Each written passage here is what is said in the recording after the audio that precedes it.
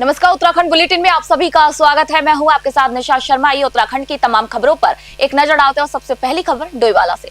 बढ़ती आबादी के बीच सामुदायिक स्वास्थ्य केंद्र डोईवाला को उप जिला अस्पताल में उच्चीकृत करने की कवायद एक बार फिर तेज होती हुई नजर आ रही है। मुख्य चिकित्सा अधिकारी देहरादून डॉक्टर मनोज शर्मा ने अस्पताल का स्थलीय निरीक्षण कर व्यवस्थाओं का जायजा लिया और कार्यदायी संस्था मंडी परिषद के अधिकारियों के साथ यहां पर निर्माण कार्य पर चर्चा की। सीएमओ के मुताबिक करीब 15 दिनों के भीतर भवन विस्तार और 50 बेड वाले उप जिला चिकित्सालय का यहां पर निर्माण शुरू कर दिया जाएगा, जिससे क्षेत्रवासियों को बेहतर स्वास्थ्य सुविधाएं अब मिल सकेंगी। वहीं 2 साल में काम शुरू न करने से स्थानीय लोगों में असमंजस भी बना हुआ है। कांग्रेस जिला अध्यक्ष मोहित उनियाल ने यहां पर चेतावनी दी कि अगर काम जल्द शुरू नहीं हुआ तो कांग्रेस आंदोलन करेगी। डोईवाला से आशीष की आप रिपोर्ट देख रहे हैं।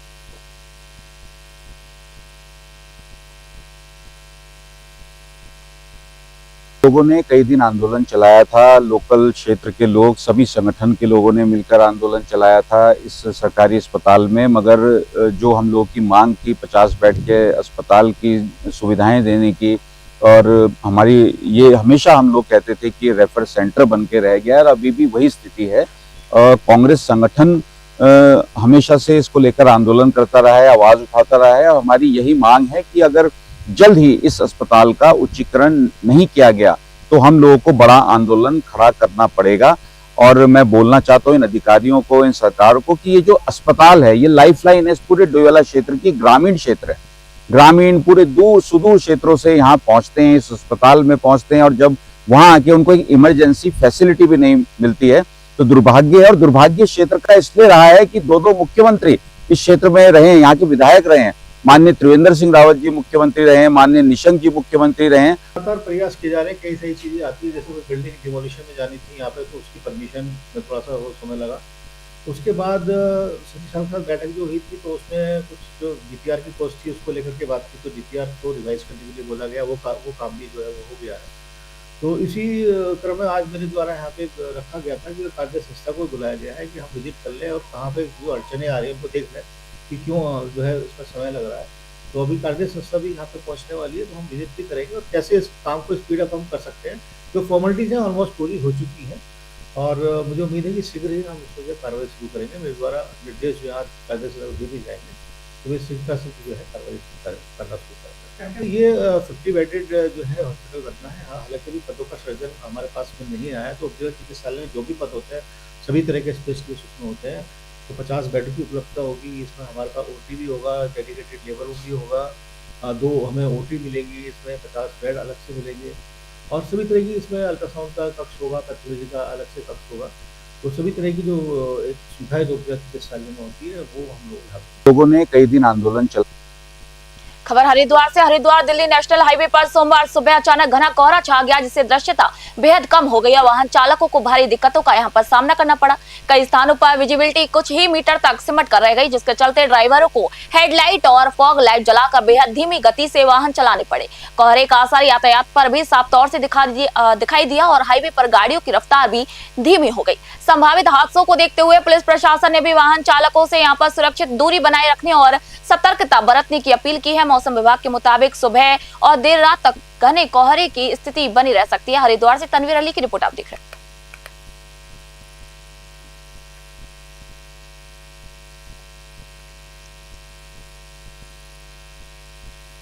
हरिद्वार में नेशनल हाईवे की दीवारों, पिलरों और फ्लाईओवर पर बिना अनुमति पोस्टर, बैनर चिपकाकर अवैध रूप से विज्ञापन करने वालों पर अब प्रशासन ने सख्ती शुरू कर दी है। डीएम मयूर दीक्षित के निर्देश पर एनएचआई ने कनखल थाने में 9 फर्म संचालकों के खिलाफ यहां पर सार्वजनिक संपत्ति को नुकसान पहुंचाने के आरोप में एफआईआर दर्ज कराई है। एसडीएम जितेंद्र कुमार ने बताया है कि राष्ट्रीय राजमार्ग 334 पर बार-बार चेतावनी के बावजूद भी अवैध प्रचार जारी था। कार्रवाई के बाद कुछ लोगों ने विज्ञापन को हटाना भी शुरू कर दिया।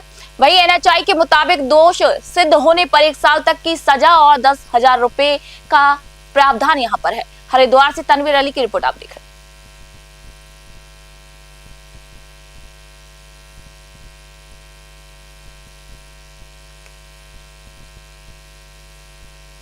जो जिला हरिद्वार में जिलाधिकारी महोदय के डायरेक्शन में जो सफाई अभियान चलाया जा रहा है, उसी के क्रम में जो हमारी पब्लिक प्रॉपर्टीज हैं, सड़कें हैं या फिर पोल हैं, पुल है, इन सब पे कुछ लोगों के द्वारा अपना एडवर्टाइजमेंट किया जाता है और पब्लिक प्रॉपर्टी का विरूपण किया जाता है।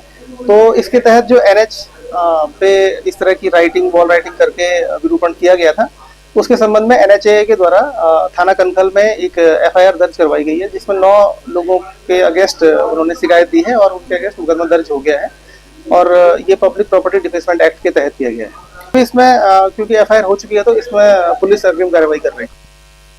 हरिद्वार में तहसील दिवस पर जनता की समस्याओं का अंबार देखने को मिला, जहां पर भूमि विवाद, अतिक्रमण, पेयजल, बिजली और राशन वितरण से जुड़ी सबसे अधिक शिकायतें यहां पर दर्ज की गई। विभिन्न विभागों से संबंधित कुल 44 शिकायतों में से 24 का मौके पर ही समाधान कर दिया गया, जबकि शेष मामलों के लिए संबंधित अधिकारियों को समयबद्ध निस्तारण के निर्देश दिए गए। डीएम मयूर दीक्षित की अध्यक्षता में आयोजित इस कार्यक्रम में SDM जितेंद्र कुमार, तहसीलदार सचिन कुमार और कई विभागों के अधिकारी भी मौजूद रहे। ग्रामीणों ने चक रोड खुलवाने, भूमि पैमाइश, अवैध कब्जा हटाने और बिजली कनेक्शन जैसी परेशानी भी उठाई। प्रशासन ने यहाँ पर जल्द समाधान का भी लोगों को भरोसा दिलाया। हरिद्वार से तनवीर अली की रिपोर्ट आपको बता रहे हैं।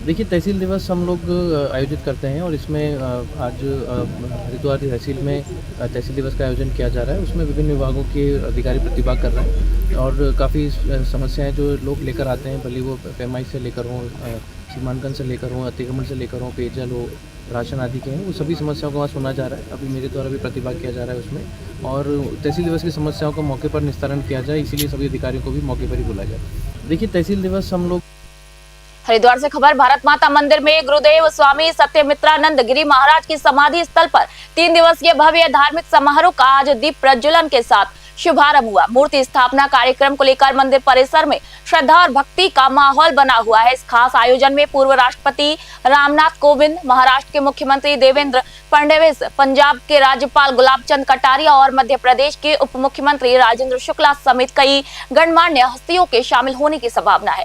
कार्यक्रम को देखते हुए हरिद्वार प्रशासन अलर्ट मोड पर है। सुरक्षा के कड़े इंतजाम किए गए हैं और अतिरिक्त पुलिस बल भी तैनात कर यातायात व्यवस्था भी दुरुस्त की गई है। हरिद्वार से तनवीर अली की रिपोर्ट आप देख रहे हैं।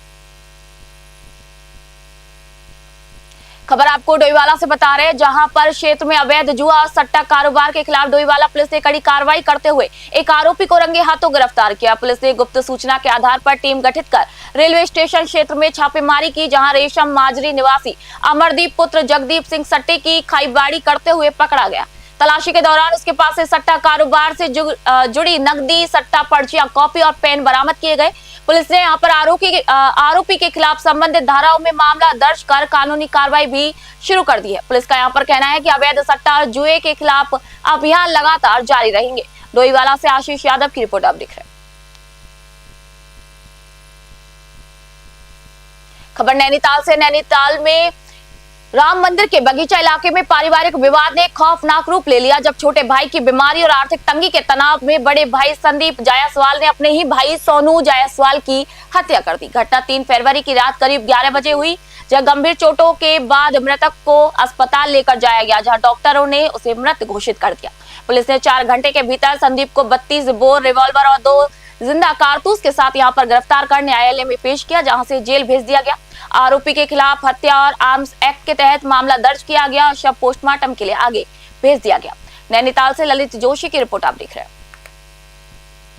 ये थाना हल्द्वानी में अंकित जायसवाल नाम के वादी द्वारा एक तहरीर दी गई, जिसमें उनके द्वारा ये बताया गया कि संदीप जायसवाल नाम के व्यक्ति ने एक सोनू जायसवाल नाम के व्यक्ति का, जो उनके रिश्ते में ब्रदर लगते हैं, उनकी पीट कर हत्या कर दी है। तो सूचना जब हमें प्राप्त हुई तो इसमें घटनास्थल का निरीक्षण किया गया और घटनास्थल निरीक्षण के दौरान FSL की टीम द्वारा वहाँ से जो भी फिजिकल और साइंटिफिक एविडेंस थे वो कलेक्ट किए गए और इसमें थाने में सुसंगत धाराओं में अभियोग पंजीकृत किया गया, जिसकी इन्वेस्टिगेशन की जा रही है।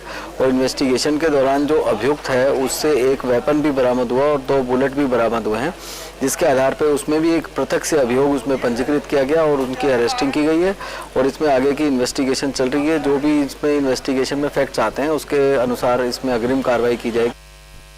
खबर हरिद्वार से, विकास भवन रोशनाबाद के प्रेक्षागृह में संपूर्णता अभियान 2.0 का भव्य शुभारंभ किया गया। कार्यक्रम का उद्घाटन रानीपुर विधायक आदेश चौहान, शिवालिक नगर पालिका अध्यक्ष राजीव शर्मा और मुख्य विकास अधिकारी डॉक्टर ललित नारायण मिश्र ने दीप प्रज्वलित कर किया। यह अभियान 28 जनवरी से 14 अप्रैल 2026 तक चलेगा और इसका उद्देश्य आकांक्षी जिलों और ब्लॉकों में स्वास्थ्य, शिक्षा, पोषण और स्वच्छता के मानकों को 100% संतृप्त करना है। हरिद्वार और बहादुराबाद के आंगनबाड़ी केंद्रों में पोषण, पेयजल, शौचालय, बालिका शिक्षा और पशु टीकाकरण पर विशेष यहाँ पर ध्यान दिया जाएगा। सभी विभागों को 90 दिनों में लक्ष्य पूरा करने के भी आदेश दिए गए हैं। हरिद्वार से तनवीर अली की रिपोर्ट आप देख रहे हैं।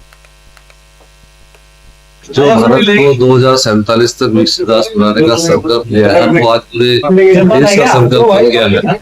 उसी को ध्यान में रखकर 2018 के अंदर पूरे देश के अंदर 112 जिलों को चयनित किया गया था, जो कुछ पैरामीटर्स में पीछे थे। वो हेल्थ से जुड़े हुए थे, शिक्षा से जुड़े हुए थे, स्वास्थ्य से जुड़े हुए थे। उन सभी पैरामीटर्स पर 2018 से काम कर रहा है, जिनको हमने आकांक्षी जनपद बोला गया है। और इस आकांक्षी जनपद का जो पहला फेज था 2018 से लेकर था, जिसको हम संपूर्णता अभियान 1.0 बोलते हैं। अब ये 2.0 संपूर्णता अभियान की 28 जनवरी से शुरुआत हुई है, 14 अप्रैल तक चलने वाला है। ये नीति आयोग ने हमें निर्देश दिए हैं कि संपूर्णता अभियान 2.0 के तहत हमें 90 दिनों में कुछ पैरामीटर्स को सैचुरेट करना है। इसमें शिक्षा का पैरामीटर है, स्वास्थ्य का पैरामीटर है और एग्रीकल्चर से रिलेटेड पैरामीटर है। तो इसके लिए आज ये अभियान की शुरुआत हुई है और इसको हम जो टास्क हमें मिला है।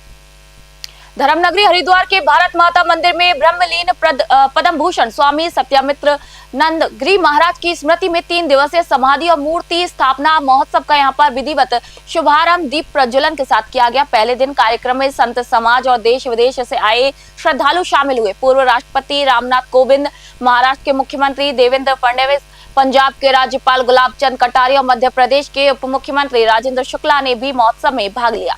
जूना पीठाधीश्वर आचार्य महामंडलेश्वर स्वामी अवधेशानंद गिरी ने स्वामी सत्यमित्रानंद की राष्ट्रवाद और आध्यात्मिक योगदान की यहाँ पर सराहना की। आयोजन में पूजा, भजन, संध्या और विशाल भंडारे का भी आयोजन किया जा रहा है। हरिद्वार से तनवीर अली की रिपोर्ट आप देख रहे हैं। विद्वान होते हुए भी उन्होंने एक तरह से भारत माता मंदिर की स्थापना करके उन्होंने सारे लोगों को समझाने की कोशिश की कि इस समय अगर हमारा सबसे बड़ा देवता कोई है तो ये देश है। इस देश की जनता की सेवा करना, इस देश में राष्ट्रभक्ति जागृत करना, इस देश में संस्कार पैदा करना, साधना के आधार पर व्यक्ति तो साधना, सेवा और संस्कार, इस त्रिवेणी को उन्होंने यहाँ स्थापित करने का प्रयास किया। और उनके जहाँ भी प्रवचन होते थे वो हमेशा राष्ट्रभक्ति को प्राथमिकता देते हुए कि वो कहते वो अध्यात्म कुछ अध्यात्म नहीं कहलाएगा जो सेवा से नहीं जुड़ा हो। तो अध्यात्म है ही सेवा के लिए। तो एक तरह से एक महान संत और महान विचारक बनकर के परम पूजनीय गुरुदेव सत्यमित्रानंद देवगिरी जी महाराज, इनके समाधि मंदिर में प्रतिमा का आज पूजन हुआ है और इस कार्यक्रम में मुझे आने का अवसर यहाँ मिला। मैं अपने आप को बहुत धन्य मानता हूँ।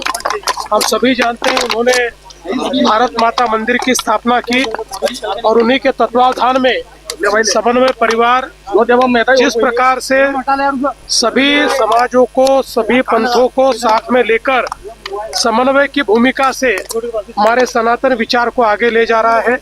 समन्वय की संस्कृति है, हम इसको समन्वय महोत्सव कर रहे हैं। इसका अर्थ है कि सभी जातियां समान हैं, सभी जातियां महान हैं। चूंकि हम ईश्वर की संतान हैं, हम अलग अलग मत पंथ संप्रदायों में बटे हुए हिंदू ही हैं। यहाँ का प्रत्येक व्यक्ति भारत की निधि है, संपदा है। उसकी जाति कोई भी हो सकती है, वो किसी भी उपासना पद्धति का व्यक्ति हो सकता है और उसका इष्ट कोई भी हो सकता है, पर गंगा के तट पर सब एक हैं। जैसे सारी नदियां सागर में मिलकर एक हो जाती हैं और वहाँ अपने राम रूप नाम खोकर अपने सत्य को उपलब्ध हो जाती हैं।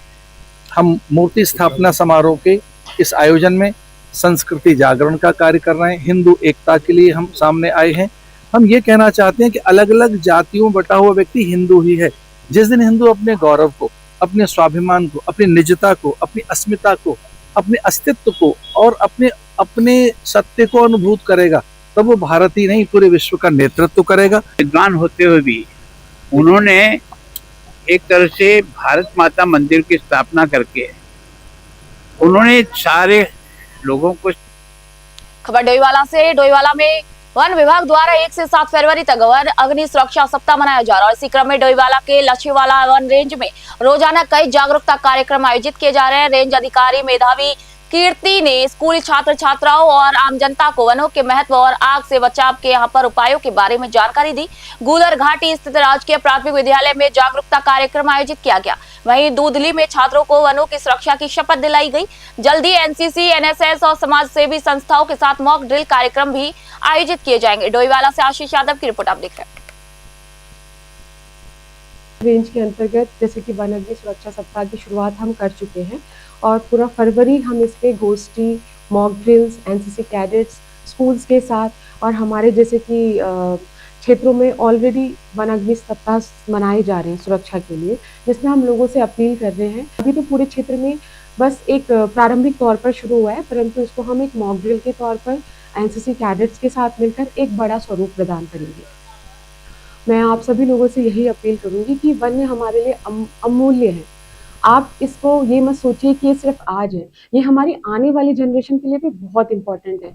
अगर ये आज जलेंगे तो आप सोचिए कब जाके फिर से ये सृजन होंगे। तो आपको बस यही है कि ऐसा कोई भी कारण ना बने जिससे कि जंगलों में आग लगे, और अगर आग दिखती है कहीं भी तो आप तुरंत हमारे टोल फ्री नंबर, हमारे संबंधित स्टाफ या आप तुरंत रेंज स्तर पर चाहे आप मुझे डायरेक्ट कांटेक्ट करके जरूर सूचना जल्द से जल्द प्रदान। खबर बाजपुर से। नगर की यातायात व्यवस्था को सुचारू बनाने के लिए बाजपुर पुलिस ने बुधवार को सख्त रुख अपनाया। कोतवाल नरेश चौहान के नेतृत्व में पुलिस और नगर पालिका की संयुक्त टीम ने कोतवाली में मुंडिया तिराहे तक अवैध अतिक्रमण हटाओ का अभियान चलाया। सड़क किनारे दुकानदार और ठेला रेडी वालों द्वारा किए गए अतिक्रमण हटवाए गए। यातायात निगम तोड़ने पर 30-35 चालान काटे गए और गलत तरीके से खड़े वाहनों के ऑनलाइन चालान भी किए गए। पक्के अतिक्रमण चिन्हित कर व्यापारियों को 15 दिन का अल्टीमेटम दिया गया। वही रामराज रोड और अनाज मंडी क्षेत्र में अभियान की जानकारी फैलते ही व्यापारियों ने अपना सामान हटाना शुरू कर दिया। बाजपुर से सलीम रजा की रिपोर्ट आप देख रहे हैं। अतिक्रमण के खिलाफ अभियान चलाया है। पहले भी हमने अभियान चलाया था जिससे हमारी रोड व्यवस्था बिल्कुल दुरुस्त हो गई थी और इसी के तहत हमने आज ब्लॉक से और मुंडिया तिराहे तक अतिक्रमण अभियान चलाया जिसमें हमने कई लगभग 30-35 के करीब हमने चालान भी किए। और जो हमारे ट्रैफिक के रिगार्डिंग हमारी जो गाड़ियाँ जो किनारे पे जो रोड में लगी थी उनका भी चालान किया गया।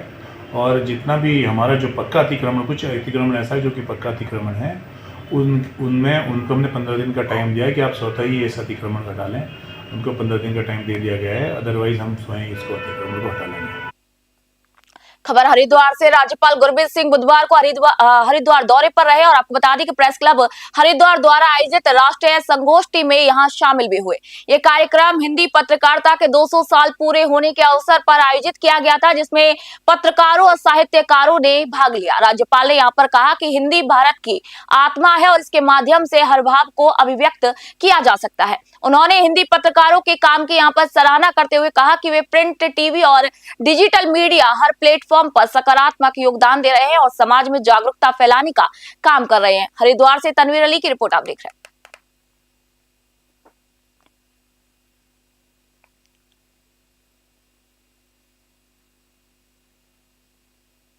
आज एक चीज का आत्मबोध हुआ, ज्ञान हुआ कि भारत की आत्मा, हर भारतीय की आत्मा को अगर आपने एक्सप्रेस करना है, उस भावना को प्रकाशित करना है, सबके साथ साझा करना है, तो हिंदी एक ऐसी भाषा है जो हम सब की आत्मा की भाषा है।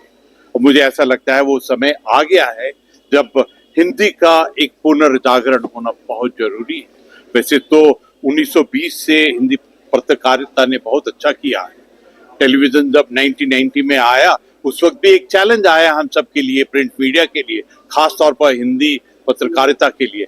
लेकिन जिस प्रकार से हिंदी पत्रकारों ने एकदम अपने गढ़ को संभाला है, और मुझे बहुत खुशी है कि आज के दिन में जो हमारे हिंदी के न्यूज़पेपर है, प्रिंट मीडिया है, उन्होंने बहुत अच्छा काम किया है। आज एक चीज का आत्मबोध हुआ, ज्ञान हुआ।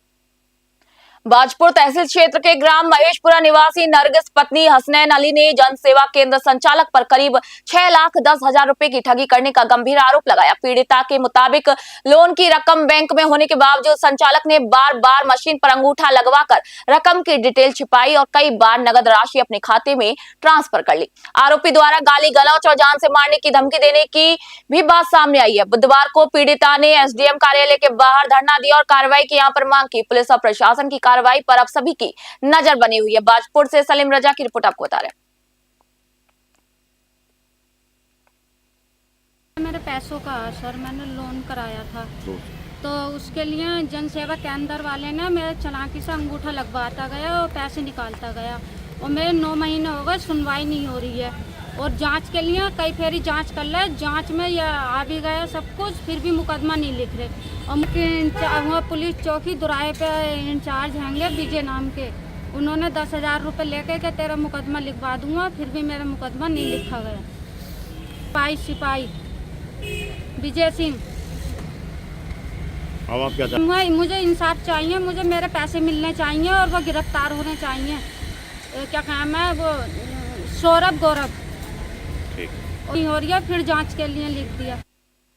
खबर चमोली से। पिंडर घाटी के सौरीगाड़, उदयपुर, खेता, मानमती, रामपुर और तोड़ती गांव में आजादी के 78 साल बाद भी मोबाइल और इंटरनेट नेटवर्क ठप होने से ग्रामीण परेशान है। बीएसएनएल और जियो के टावर होने के बावजूद कॉल ड्रॉप और इंटरनेट धीमा या फिर काम नहीं कर रहा। ग्रामीणों का कहना है कि आपातकालीन स्थिति में भी मदद बुलाना मुश्किल है। साथ ही राशन कार्ड, मनरेगा, CSC जैसे सरकारी सेवाएं भी यहाँ पर प्रभावित है। देवाल ब्लॉक प्रमुख तेजपाल रावत ने आश्वासन मिलने के बावजूद भी कार्रवाई न होने पर यहाँ पर चिंता व्यक्त की गई। ग्रामीणों ने चेतावनी दी कि यदि जल्द सुधार इस पर नहीं हुआ तो 2027 विधानसभा चुनाव का यहाँ पर बहिष्कार किया जाएगा। चमोली से ललित जोशी की रिपोर्ट आप देख रहे हैं।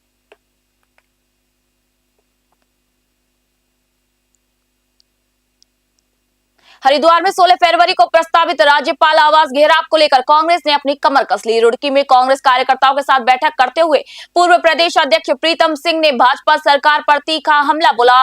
उन्होंने कहा कि उत्तराखंड में कानून व्यवस्था पूरी तरीके से ध्वस्त है। हत्या, डकैती और चेन स्नैचिंग आम हो गई है। महिलाओं के खिलाफ अपराध बढ़ रहे हैं और बजट आम आदमी का कमर तोड़ने वाला है। भू कानून कमजोर होने के कारण जनता को कोई लाभ नहीं मिला। प्रीतम सिंह ने दावा किया कि रुड़की से करीब 5,000 कांग्रेस कार्यकर्ता राज्यपाल आवास घेराव में शामिल होंगे और जन विरोधी नीतियों के खिलाफ यहां पर अपनी आवाज को बुलंद करेंगे। हरिद्वार से तनवीर अली की रिपोर्ट आप देख रहे हैं। कांग्रेस के अपने साथियों से रूबरू होने आया हूं। कांग्रेस के राष्ट्रीय नेतृत्व ने निर्णय लिया है कि 16 फरवरी को हम राज्यपाल आवास कूच करने का काम करें और मुझे ये जिम्मेदारी सौंपी गई है कि इस कूच को सफल कराने में मैं जितना मुझसे बन पड़े उतना योगदान देने का काम करूं। आपने जो चीजों को लेकर क्या कहेंगे? पुष्कर सिंह धामी के ऊपर होता है, उन लोगों का दायित्व बनता है कि वो प्रदेश की कानून व्यवस्था को सुदृढ़ रखने का काम करें। लेकिन जो हालात हैं, जो परिस्थितियां हैं, आप स्वयं विज्ञ है कि कानून व्यवस्था पूरी तरीके से ध्वस्त है। आए दिन हत्याएं हो रही है, डकैती हो रही है, चैन स्नैचिंग हो रही है, महिलाओं पर जो अपराध हो रहे हैं और जो अपराध महिलाओं पर हो रहे हैं उसमें भारतीय जनता पार्टी के नेता संलिप्त हैं। खबर हल्द्वानी से। हल्द्वानी के जमरानी बांध परियोजना के ऊपर पहाड़ी क्षेत्र में अचानक आग लग गई। ये घटना तब हुई जब मुख्यमंत्री पुष्कर सिंह धामी स्थलीय निरीक्षण के दौरान जनता को संबोधित कर रहे थे। आग की लपेट देख प्रशासन, सिंचाई और वन विभाग में हड़कंप मच गया। वन विभाग की टीम तुरंत मौके पर पहुंची और आवश्यक संसाधनों के साथ आग पर नियंत्रण के लिए अभियान शुरू किया। मुख्यमंत्री धामी ने कहा कि सरकार जंगलों में आग की घटनाओं को रोकने के लिए पूरी तरीके से तैयार है और संबंधित विभाग 24 घंटे अलर्ट मोड पर है। आग बुझाने और सुरक्षा के भी यहाँ पर धामी ने निर्देश दिए। हल्द्वानी से विनोद कुमार अग्रवाल की रिपोर्ट आप देख रहे हैं। इस बार ये हमारे लिए चूंकि पहले से ही ये चुनौती रहती है हर बार, और इसको सख्ती से हम लोग कोशिश करेंगे कि इस पर हम लोग काबू।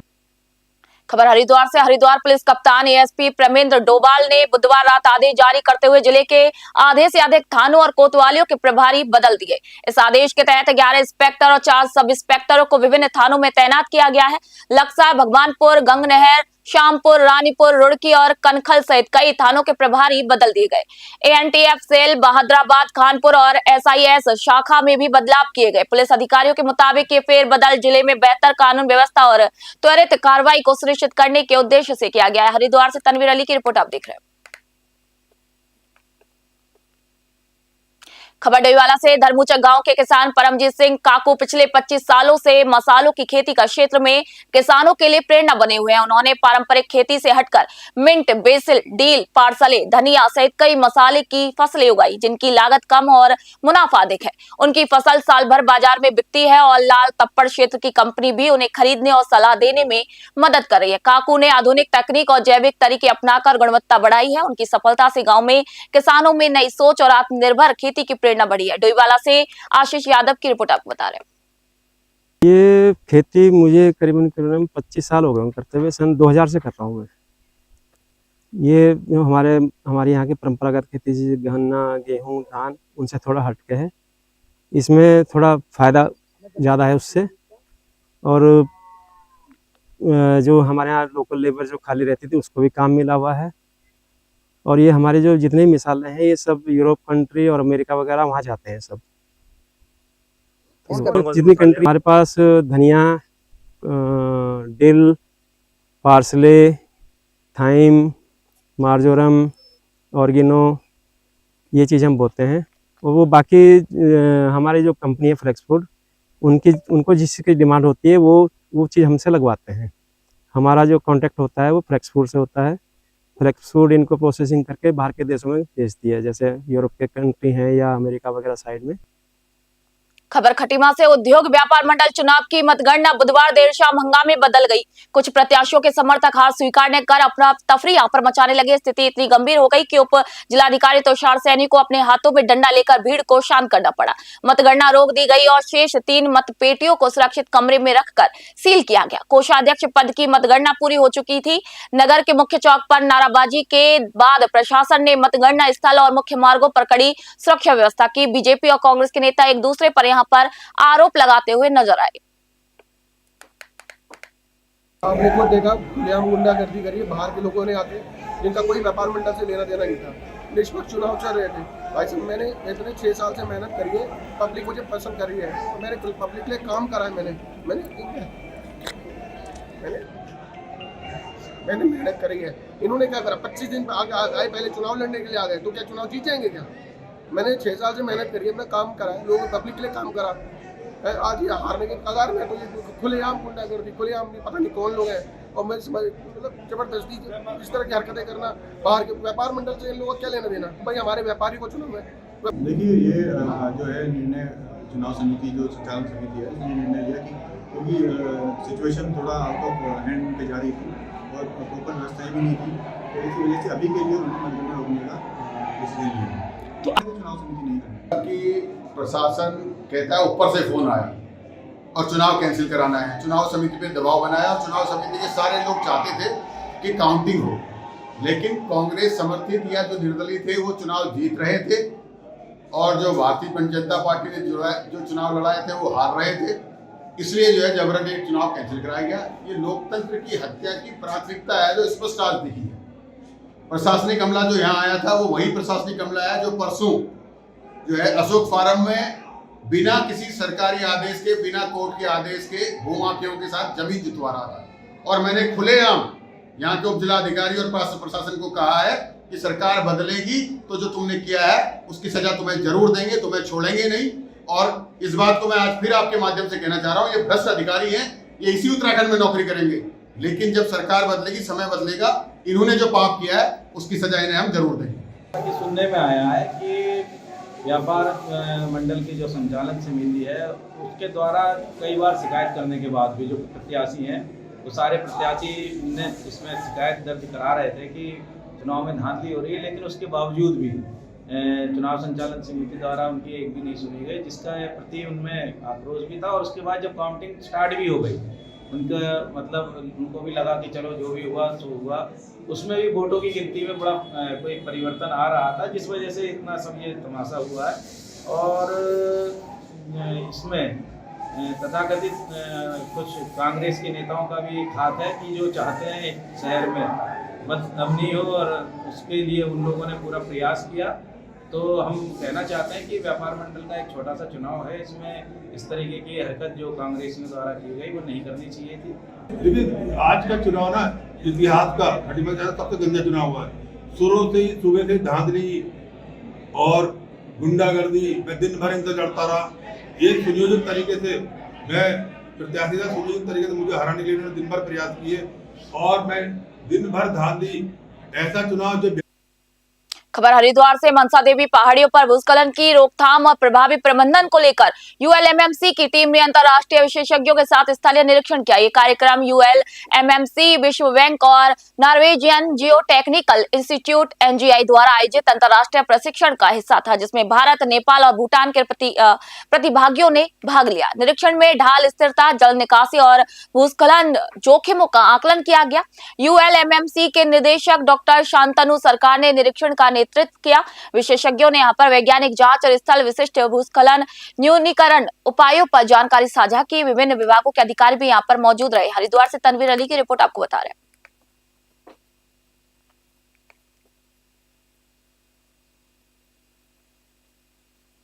खबर हरिद्वार से। महाराष्ट्र के पूर्व उप मुख्यमंत्री अजित पवार की अस्थियां आज हरिद्वार पहुंची। वीआईपी घाट पर परिवार के सदस्य और पुरोहितों की मौजूदगी में धार्मिक रीति रिवाजों और वैदिक मंत्रोच्चारण के साथ पूजा अर्चना कर यहां पर विधिवत पूजा के साथ अस्थियों को गंगा में प्रवाहित किया गया। प्रशासन ने घाट क्षेत्र में सुरक्षा व्यवस्थाओं को लेकर पूरी तैयारियां यहां पर रखी। वीआईपी मूवमेंट के मद्देनजर पुलिस और प्रशासन यहां पर अलर्ट मोड पर नजर आया और घाट पर विशेष निगरानी भी की जा रही है। घाट पर श्रद्धालु और अधिकारियों की संख्या को नियंत्रित कर सुरक्षित विसर्जन सुनिश्चित यहां पर किया जा रहा है। हरिद्वार से तनवीर अली की रिपोर्ट आपको बता रहे हैं।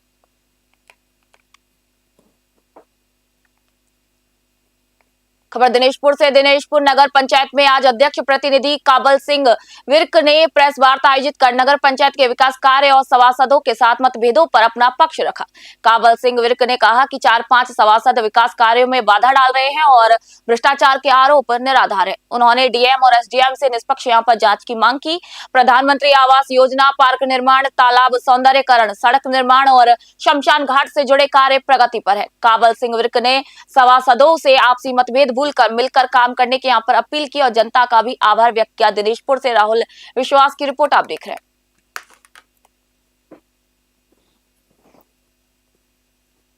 मुद्दा कोई नहीं है। मैंने आपको पहले भी कहा है, ये कठपुतली बन के नाच रहे हैं, लिचाने वाले कोई और हैं दो, तो उनको नहीं नाचना चाहिए, विकास करना चाहिए, क्योंकि जनता ने अपनी उम्मीद से बनाया है। कोई सभासद हो, चेयरमैन हो, काम के लिए कि मेरी रोड बने, नाली बने, सारे काम हो, और वो आजकल दूसरों की कठपुतली बन के नाच रहे हैं। उनसे मैं यही कहना चाहता हूं, आके मेरे से बैठें, बात करें और किसका हल निकाल कर काम शुरू करें।